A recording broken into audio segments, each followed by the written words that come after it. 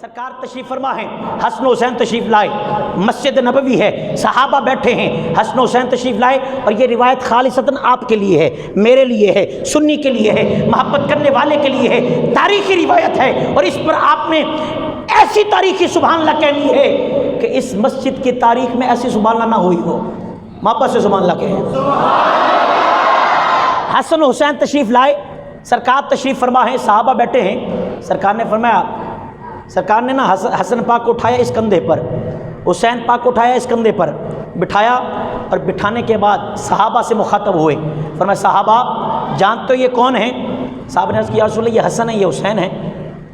فرمایا نہیں تم نہیں جانتے، سنو یہ کون ہیں، ان کی شان کیا ہے، ان کا مقام کیا ہے، ان کا مرتبہ کیا ہے، ان کی عظمت کیا ہے، ان کی رفعت کیا ہے۔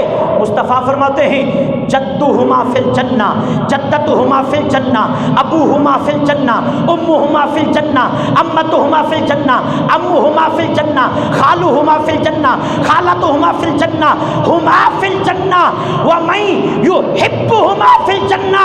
ترجمہ سنیں، ایمان تازہ ہوگا۔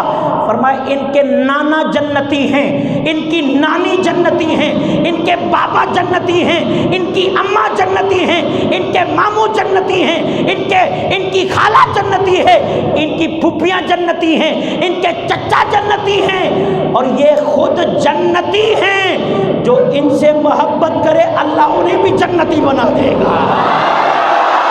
کربلا کا شاہ حسین، کربلا کا شاہ حسین، کربلا کا شاہ حسین۔